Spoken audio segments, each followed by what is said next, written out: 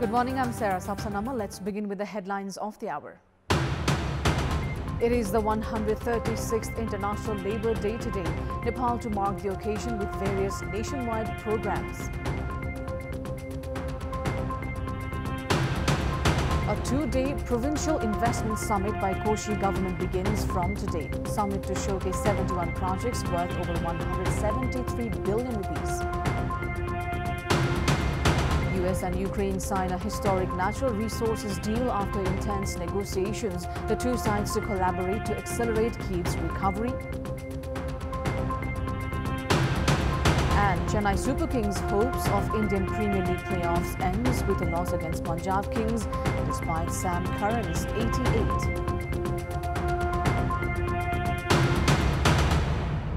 It's May 1st, the International Labour Day today.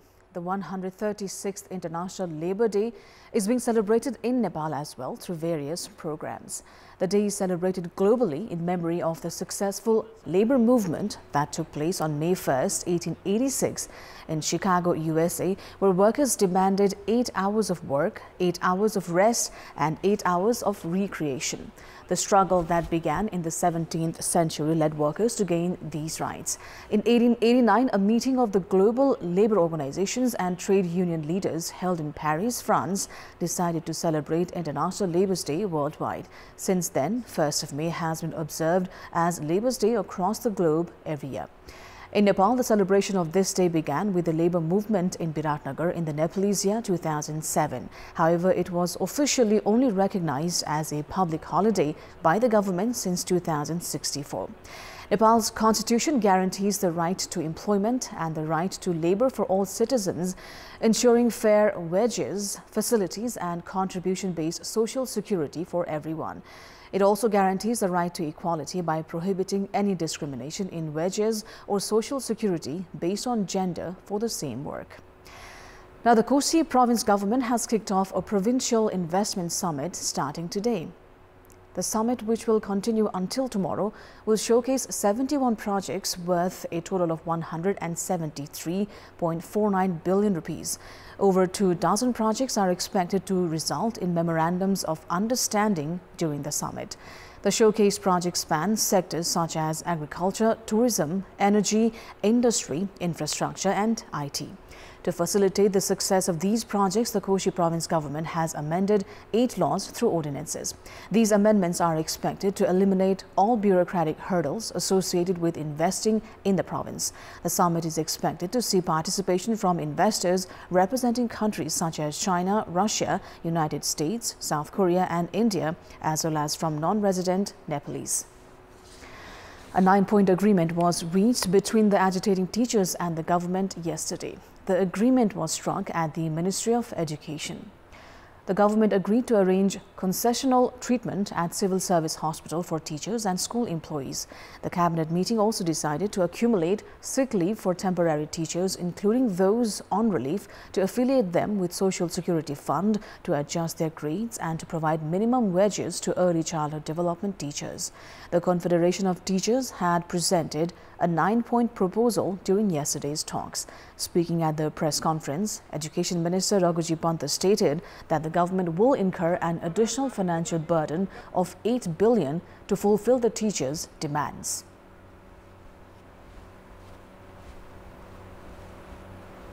शिक्षकहरूको स्वास्थ्य उपचारका सम्बन्धमा काठमाडौँमा अवस्थित निजामती अस्पतालमा सम्पूर्ण शिक्षक तथा विद्यालय कर्मचारीलाई उपचार सहुलियत उपलब्ध गराउने व्यवस्था गर्ने, ती 2 अस्थायी प्रकृतिका शिक्षक राहत, अस्थायी करार, साबी गुमावी, सिकाइ अनुदान, प्राविधिक धार, विशेष शिक्षा र बाल विकास सहजकर्ताको बिरामी बिदा सञ्चित हुने र सो बापतको रकम सेवाबाट अलग हुँदाका बखत एकमुष्ट रूपमा प्रदान गर्ने, 3 प्रारम्भिक बाल विकास सहजकर्ता र विद्यालय कर्मचारीको पारिश्रमिकका सम्बन्धमा नेपाल सरकारबाट तोकिए बमोजिम व्यवस्था गर्ने। नेपाल सरकार मन्त्री परिषदबाट निर्णय गरी सम्बोधन हुने केही मागहरू समेत निर्णय भई आएकोले आजकै मितिबाट लागू हुने गरी आम शैक्षिक हडताल र सडक प्रदर्शनका सबै कार्यक्रम स्थगित गरेका छौं।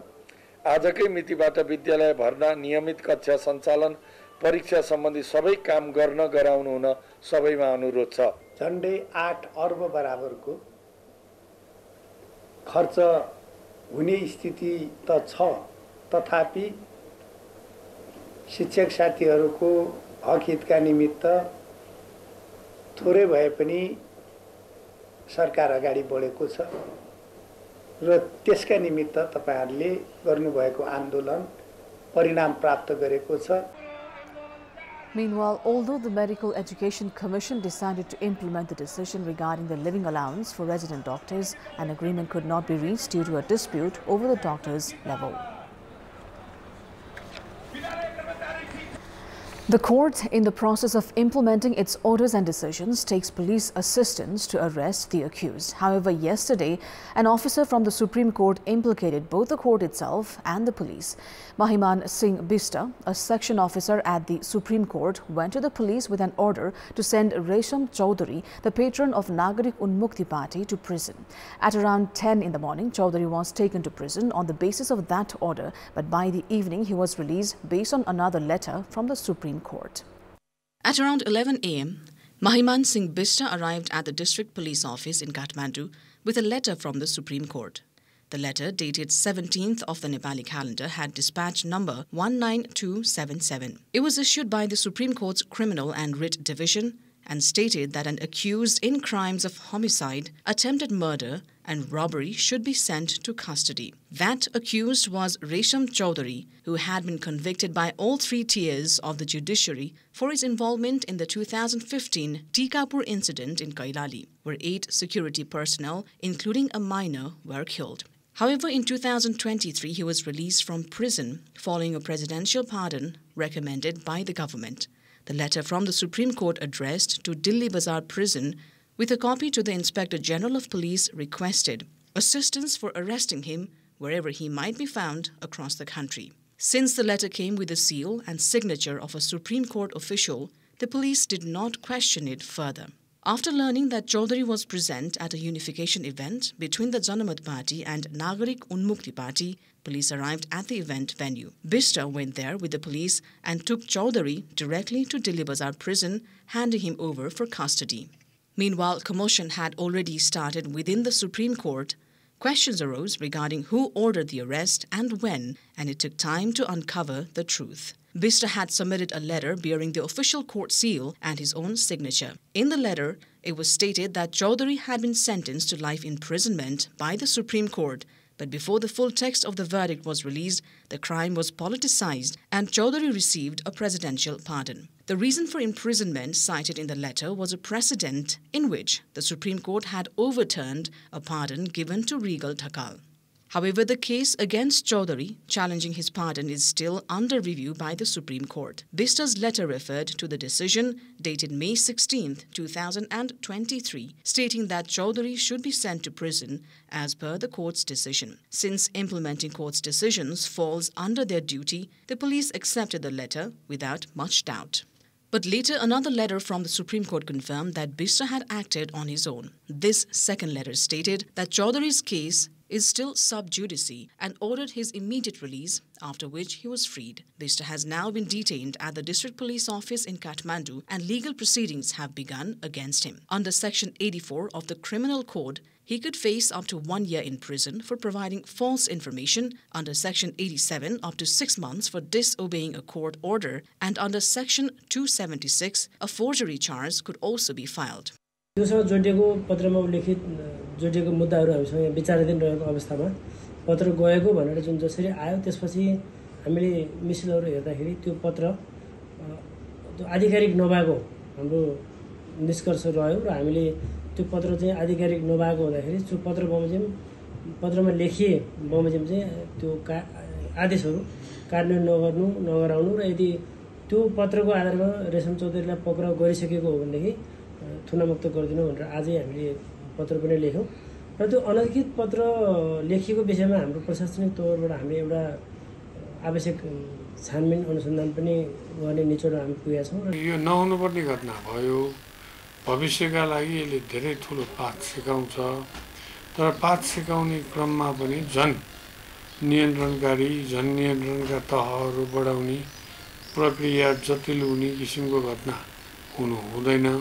मेरो विचारमा यो विगतमा पनि नभएको घटना र भविष्यमा पनि नहुने जस्तो घटना जस्तो म देख्छु यसलाई।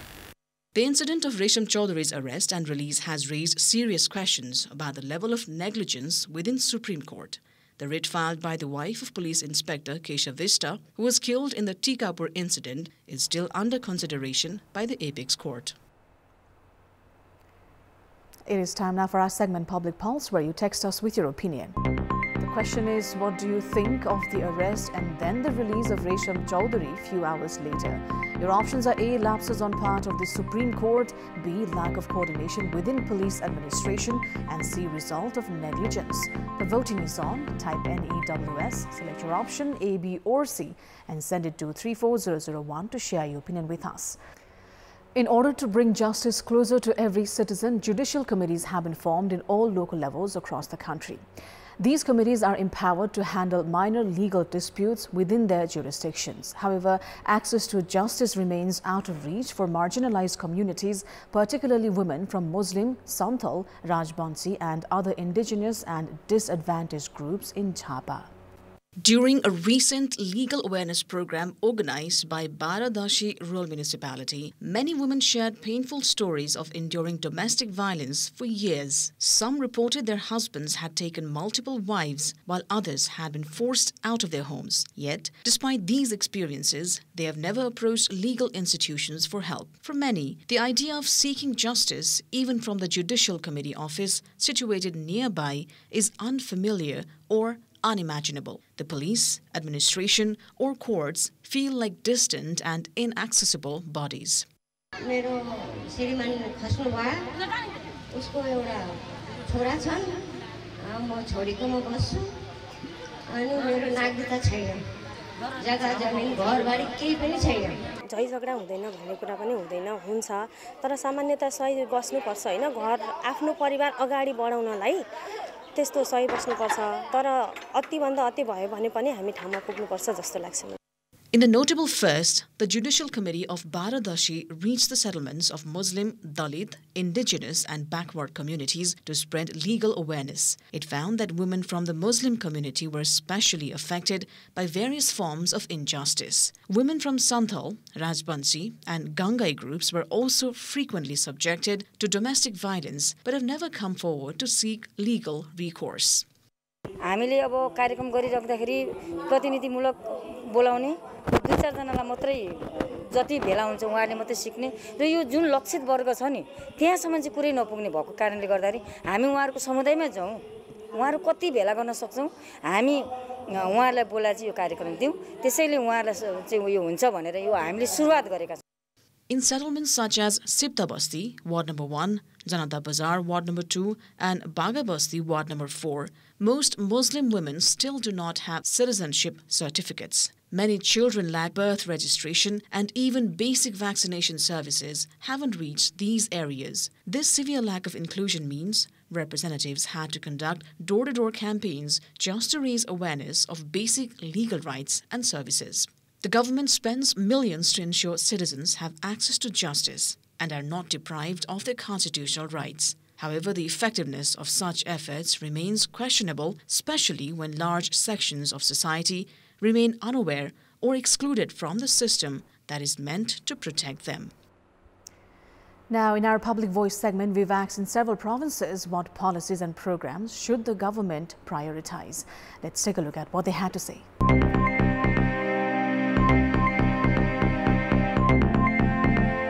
राष्ट्रिय गौरवका आयोजनाहरूलाई जुन अलपत्र परेका छन् त्यसलाई सम्पन्न गर्ने किसिमका बजेटहरू प्रस्तुत गर्नु पर्यो। दिगो विकासलाई चाहिँ मुख्य आधार बनाएर जनताको लागि हुनु पर्यो नेतामुखी चाहिँ हुनु भएन। कृषकहरूलाई प्रोत्साहन गर्ने किसिमका कार्यक्रमहरू चाहिँ सरकारले ल्याउनु पर्छ। व्यापक रोजगारी सृजना गर्ने खालको नीति तथा कार्यक्रमहरू समावेश गर्नुपर्छ। स्वास्थ्य शिक्षा उद्योग मैत्री नीतिहरू ल्याउन जरुरी छ। पहाडका भूगोलहरू रित्ता हुँदै गइरहेका छन् तिनी भूगोलहरूलाई सरकारले न्यूनतम समर्थन मूल्य तोकेर यो चाहिँ सरकारीकरण गरेर भोलि व्यावसायिक खेतीको लागि स्थानीय तहले प्रयोजन गर्न सक्ने खालको पर्यटनलाई छोड्नु भएन। उद्योग तथा पर्यटनहरुमा चाहिँ विशेष चाहिँ अब कार्यक्रमहरु चाहिँ सरकारले ल्याउनु पर्छ। दलित युवाहरूलाई अथवा दलितहरुका सवालमा सम्बोधन गर्नका लागि नीति तथा कार्यक्रममा ल्याउन सकेन भने फेरि भएका दलितहरुको क्षमता अथवा सिप यो प्लान हुँदै जान्छ। युवा लक्षित कार्यक्रम प्लस कृषिलाई प्रवर्धन गर्ने जो वैदेशिक रोजगारमा गएका मान्छेहरू छन् तिनीहरूलाई नेपालमै रोजगार दिन सक्ने किसिमको योजना आओस्।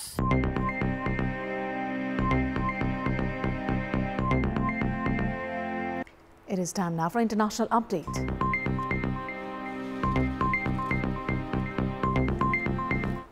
Ukraine and the US have signed a historic agreement on a joint fund to invest in Ukraine's reconstruction, and a draft of the deal said it would give Washington preferential access to new Ukrainian natural resources deals. The two countries signed the accord in Washington after months of sometimes fraught negotiations, with uncertainty persisting until the last moment with word of an 11th hour snag. A draft of the minerals agreement shows the US has preferential access to new Ukrainian natural resources, but did not automatically hand Washington a share of Ukraine's mineral wealth or any of its gas infrastructure.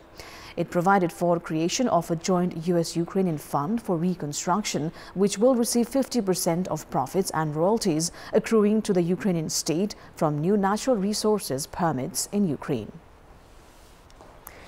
Residents of Harpal village in Pakistan's Sialkot district spent Wednesday on edge as tensions simmered along the India-Pakistan border just 300 yards from their homes. The villagers have endured decades of violence. Locals describe the devastating impact of border firing. 300 गज है border ਉਹ ਸਾਹਮਣੇ ਨਜ਼ਰ ਆ ਰਹੀ ਹੈ ਠੀਕ ਹੈ ਜਦੋਂ ਫਾਇਰ ਸ਼ੁਰੂ ਕਰਦੇ ਨੇ ਨਾ ਦੱਸਦੇ ਨੇ ਤੇ ਨਾ ਪਤਾ ਹੀ ਹੁੰਦਾ ਠੀਕ ਹੈ ਅਚਾਨਕ ਫਾਇਰ ਹੁੰਦਾ ਤੇ ਫਿਰ ਬਲ ਦੌੜ ਦਾੜ ਕੇ ਨਾ ਹੱਲ ਚਾਲੀ ਪੈ ਜਾਂਦੀ ਸਮਝ ਗਏ ਫਿਰ ਆਪਣਾ ਆਪ ਸਾਹਮਣਾ ਹਰ ਬੰਦੇ ਹਰ ਜੀ ਹਰ ਘਰ ਆਪਣਾ ਆਪਣਾ ਗੋਲੀ ਤੇ ਬਚ ਗਏ ਇਹ ਜਿਹੜੇ ਗੋਲੇ ਆਉਂਦੇ ਨੇ ਨਾ ਉਹਨਾਂ ਤੋਂ ਨਹੀਂ ਬੰਦੇ ਬਚਦੇ ਅਸੀਂ ਤੇ 60 70 ਸਾਲ ਹੋ ਗਏ ਨੇ ਉਹੀ ਵੇਖਦੇ ਆ ਹੁਣ ਸਹੀ ਹੋ ਜੇਦਾ ਹੁਣ ਸਹੀ ਹੋ ਜੇਦਾ ਇਹ ਨਹੀਂ ਸਹੀ ਹੁੰਦਾ ਹਾਂਜੀ ਤੇ ਨਾ ਹੋਣਾ ਨਹੀਂ ਅਸੀਂ ਇਹ ਗੱਲ ਨਹੀਂ ਚਾਹੁੰਦੇ ਅਜੇ ਤੱਕ ਇਹਨਾਂ ਦੁਨੀਆ ਦੇ ਉੱਤੇ ਸਮਝੌਤਾ ਹੋਣਾ ਚਾਹੀਦਾ ਅੱਛੇ ਤਰੀਕੇ ਨਾਲ ਰਹਿਣਾ ਚਾਹੀਦਾ ਕੋਈ ਐਸਾ ਤਬਾਦਲੇ ਖਿਆਲ ਨਹੀਂ ਹੋਣਾ ਚਾਹੀਦਾ ਜੋ ਉਹਨਾਂ ਨੂੰ ਅਗਰ ਬਹੁਤਾ ਚਾਹੇ ਤੇ ਫਿਰ ਕਰ ਲੈਣ ਜੰਗ ਹੁਣ ਜੇ ਹੀ नहीं चाहते हैं जंग होनी चाहिए इंसानाना जुल्म नहीं होना चाहिए। इससे पहले जितने भी फायर हुए हैं तकरीबन काफ़ी सारे हमारे लोग शहीद हुए हैं उनमें बच्चे भी हैं बूढ़े भी हैं फसलें भी जो है ना नुकसान होती हैं ठीक है मवेशी भी मरते हैं ठीक है तो इसलिए हमारी गवर्नमेंट को चाहिए कि इस मसले का कोई प्रॉपर हल जो है ना निकालना चाहिए उनके साथ बैठ के ठीक है दोनों गवर्नमेंट को चाहिए क्योंकि जंग किसी मसले का हल नहीं है अगर फिर जंग है तो हम इधर ही खड़े हैं अपनी फ़ौज के साथ अपनी आर्मी के साथ शाना बशाना और अल्हम्दुलिल्लाह हम उनके साथ शाना बशाना लड़ेंगे। The situation on the border remains volatile with tensions between Pakistan and India remaining high since last week's Islamist militant attack in India-administered Kashmir that killed 26 people. The 10th National Sports Tournament, originally scheduled to be held in Karnali province, has been postponed after being rescheduled 3 times. The postponements, citing either lack of infrastructure or unfavorable weather, have left athletes and organizers disheartened, while further weakening the already sluggish state of sports development in the province. On October 20, 2022, the National Sports Council officially handed over the national flag to Karnali province, marking it as the host of the 10th National Games. The announcement brought excitement among Karnali residents, athletes and sports enthusiasts. The then provincial government treated the hosting of the event as a matter of pride, reallocating development budgets to prioritize the construction of the provincial stadium and sports infrastructure across all districts. Despite multiple attempts to confirm a date, the tournament has been postponed 3 times, raising concerns about the province's ability to deliver a major national event. आफ्नो ठाउँमा सुरुको जुन stage थियो त्यसको स्पिडमा चाहिँ हामी सम्पन्न चाहिँ गर्न सक्थ्यौँ कर्णाली प्रदेशले चाहिँ त्यस्तो ठाउँमा हुँदैन इन्फ्रास्ट्रक्चर छैन भन्ने जुन राज्यको दृष्टिकोण थियो नि त्यो दृष्टिकोणलाई हामीले चाहिँ प्रमाणित गर्ने चाहिँ पक्षमा चाहिँ हामी थियौँ। The private sector in Karnali had also stepped in to support the event, investing in accommodation and other logistical preparations for incoming athletes and guests. However, repeated changes and the eventual postponement have discouraged local investors and service providers. समन्वयको जिम्मेवारी हामीलाई दिनुस् हामी बसोबासको व्यवस्थापन गर्न हामी tent राखेर हुन्छ कि हामी अन्य विकल्प गरेर हुन्छ कि हामी चाहिँ त्यो चाहिँ व्यवस्थापन गर्न सक्छौँ त्यसका लागि ढुक्क हुन भनेर हामीले आग्रह अनुरोध गरेका थियौँ। खास गरेर सरकारको नै मैले अघि पनि भने इच्छा शक्ति नभएका कारणले यो चाहिँ पटक पटक खेलकुद प्रतियोगिता चाहिँ सार्ने प्रयत्न गरिएको छ। यो दुःखद कुरा हो। In anticipation of the games, several athletes have been placed in closed training camps and district and provincial level selection rounds were underway. All such internal preparations have now come to a standstill. जिल्ला स्तरीय छनौट प्रदेश छनौट भएको छैन। जिल्ला र प्रदेश छनौट भएपछि अनि तिनीहरूलाई क्याम्पमा राखेर अनि 10औंमा सहभागी हुने कुरा थियो र 10औं अहिले अन्यलमा भएको हुनाले त्यो अब ट्रेनिङ गुरुहरुको ट्रेनिङ त नियमित छ। आन्तरिक रूपमा जसरी जिल्लागत रूपमा छनौट भएर आउन पर्ने अनि प्रदेशगत रूपमा छनौट भएर त्यसको तयारी हुनुपर्ने जो पाटो थियो त्यो केही आंशिक रूपमा भए पनि सबै खेलको विधिवत ढंगले कानुनी प्रक्रियाको ढंगले त्यसो भइसकेको अवस्था चाहिँ थिएन। Since last August, 119 athletes were in close training for 63 days. The Karnali government had already spent 22.9 million rupees on the event. Now, with the postponement, all related activities have been entirely halted. That is all for the moment. Thank you for watching. Bye for now.